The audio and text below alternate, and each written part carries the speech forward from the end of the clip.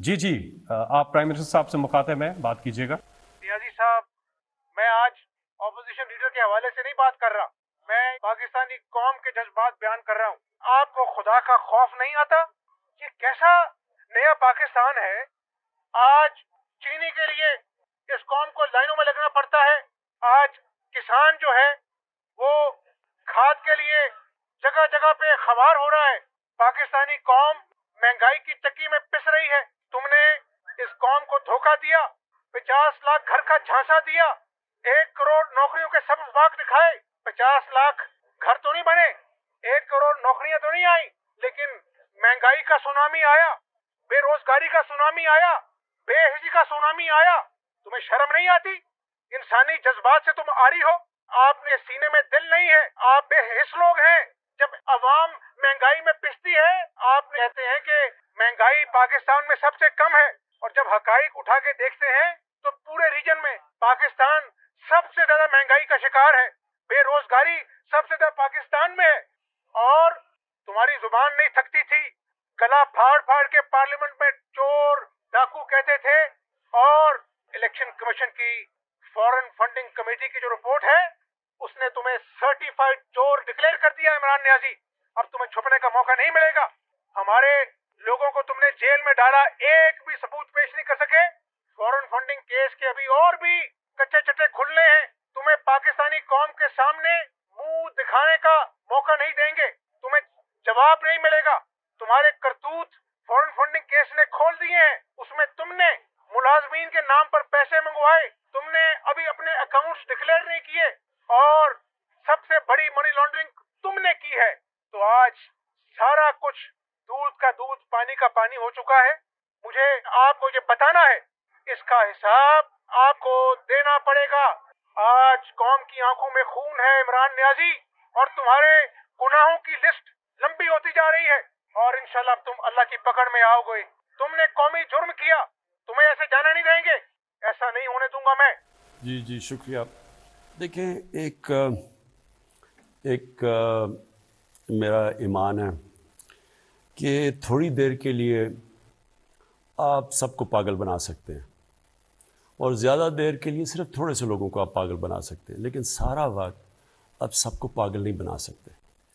آپ کو پتہ نہیں یاد ہے، لوگوں نے پتہ نہیں، میرا جو پہلی دفعہ جب میں پرائم منسٹر بنا تو میں نے قوم سے خطاب کیا، تو میں نے قوم کو ایک چیز کہی تھی کہ آپ کو بڑا شور ملے گا، اور ساری جگہ سے آوازیں آئیں گی کہ ملک تباہ ہو گیا، یہ ہو گیا، نااہل ہے، یہ ختم ہو گیا۔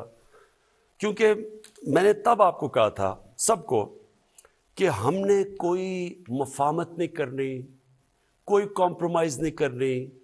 اس ملک کے وہ جو بڑے بڑے ڈاکو ہیں، میں واضح کرتا ہوں، یہ چور نہیں ہیں، یہ ڈاکو ہیں۔ میں 30 سال میں پولیٹکس میں آیا ان کے خلاف تھا، نہیں تو میں پھر سے کہتا ہوں، جس آدمی کو اللہ نے سب کچھ دیا ہے، اس کو کیا ضرورت پڑی تھی کہ اپنی زندگی ساری لگائے، اپنا گھر بار سارا کچھ لگا کے ایک گھٹیا لوگوں سے ہر روز برے بھری گالیاں سنیں۔ لیکن میں اس کو جہاد سمجھتا ہوں۔ تو میں نے شروع میں کہا تھا کہ جب بھی، کیونکہ میں نے ان سے کوئی مفاہمت نہیں کرنی، انہوں نے مجھے بلیک میل کرنا کہ کسی طرح ہمیں NRO دے دو۔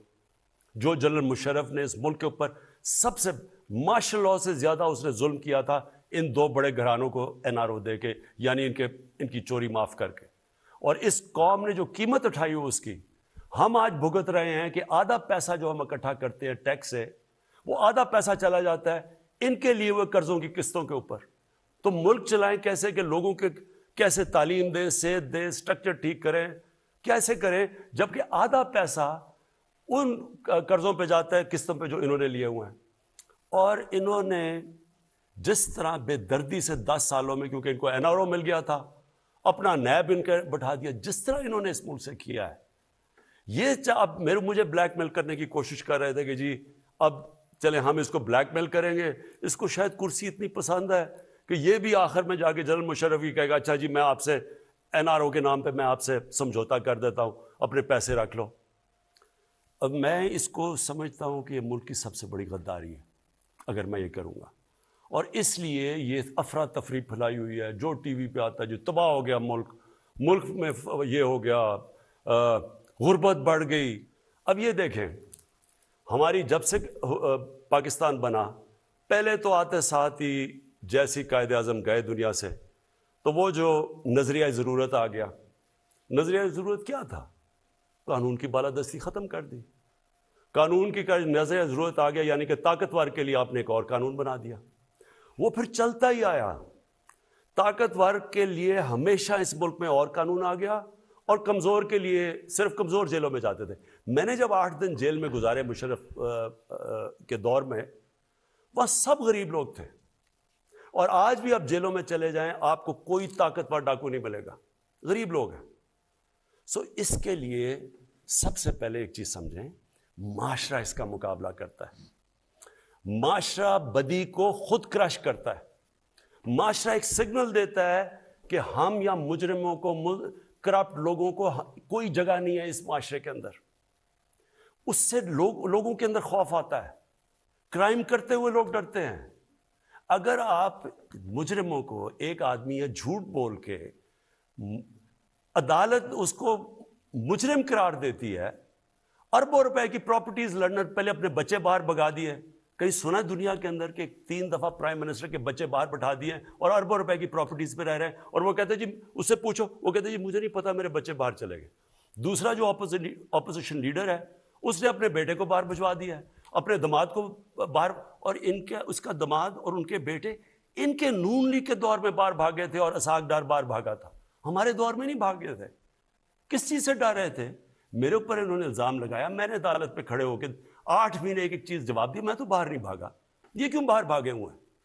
اب جب یہ باہر بھاگے ہوئے ہیں اور ہم ان کو معاشرہ ایسے ٹریٹ کر رہا ہے کہ یہ جیسے کوئی بڑے پولیٹیشین ہے, یہ کوئی بہت بڑا کوئی ڈیموکریٹ ہے. اگر معاشرہ ان کو سگنل یہ دے گا کہ اس میں کوئی برائی نہیں ہے, تو چوری میں پھر کیا برائی ہے؟ پھر اگلی بات کریں, میں کام کیوں کروں, میں کیوں محنت کروں, پڑھائی کروں, محنت کروں, صبح سے 8-9 گھنٹے کام کروں, محنت کر کے پیسے کماؤں, اور دوسرا آدمی قبضہ کر کے کسی کا گھر, کسی کی زمین, طاقتور اربوں روپے, اربوں پتی بن جائے. مجھے کہتے ہیں جی شہباز شریف آپ اس سے اپوزیشن لیڈر ہے جناب, آپ اس سے ملتے نہیں ہیں, ہاتھ نہیں ملاتے, اس سے بیٹھتے نہیں ہیں.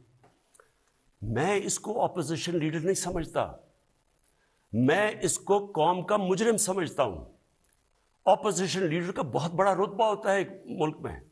1.5-2 گھنٹے کی یہ تقریریں کرتا ہے پارلیمنٹ میں کھڑے ہو کے.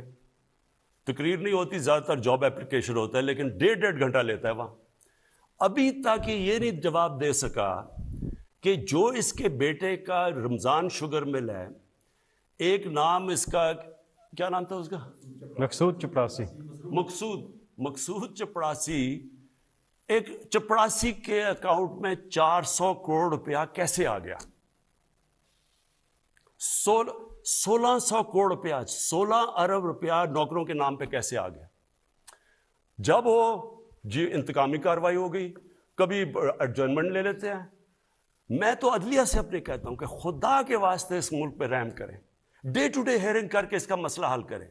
ہماری ڈیموکریسی ختم ہو رہی ہے کہ ایک آدمی نے جواب دینا ہے, نیب میں اس نے 8 ارب روپے کا جواب دینا ہے, جدھر ٹیز لگی ہوئی, جی پیسے کدھر سے آ رہے ہیں, وہ کوئی چینی والا ہے, کوئی پتہ نہیں فلودہ والا ہے, جو کبھی ملک سے باہر نہیں گئے, وہ باہر سے کروڑوں روپے ان کو بھیج رہے ہیں.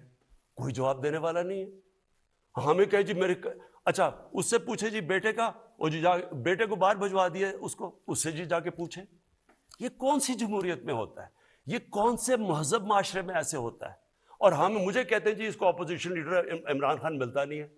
میں اگر اس کو ملتا ہوں تو میں اس کا مطلب کہ جرم میں کوئی بری چیز ہی نہیں ہے, میں اپنے معاشرے کو زیادہ نقصان پہنچا رہا ہوں. اگر معاشرے کے اندر آپ نے تباہ کرنا ہے تو ایٹم بم سے نہیں تباہ ہوتا, آپ اس کی اخلاقیات ختم کر دیں. تو اس لیے اگر آپ نے یہ کرنا ہے کہ اس پریویلیج کلاس بنا دینی ہے, وہ قانون کے اوپر ہے, اور عمران خان جی بہت برا ہے, دیکھیں جی وہ ملک کو ساتھ نہیں لے کے چل رہا, میں سب کو ساتھ لے کے چلنے کے لیے تیار ہوں, جو بھی ہو. یعنی جس کا نظریہ میرے سے نہیں ملتا, مجھے کوئی فرق نہیں پڑتا, میں سب سے بات کرنے کے لیے تیار ہوں. اور ڈیموکریسی کا مطلب ہی ہے, پی ٹی ایم ہے, ٹی ایل پی ہے, جو بھی ہے دنیا میں, بلوچ ہے, جو خوش نہیں ہے, سب سے بات کرنے کے لیے تیار ہوں. لیکن مجرموں سے میں اگر جس دن میں ان کو این آر او دوں گا، ان سے مفاہمت کروں گا، میں اس ملک سے اور اللہ سے غداری کروں گا۔ یہ نہ سمجھے کہ صرف عمران خان آ کے کچھ جادو کا ڈنڈا ہلائے گا اور سارا ملک ٹھیک ہو جائے گا۔ یہ ایک ہم نے مل کے جدوجہد کرنی ہے۔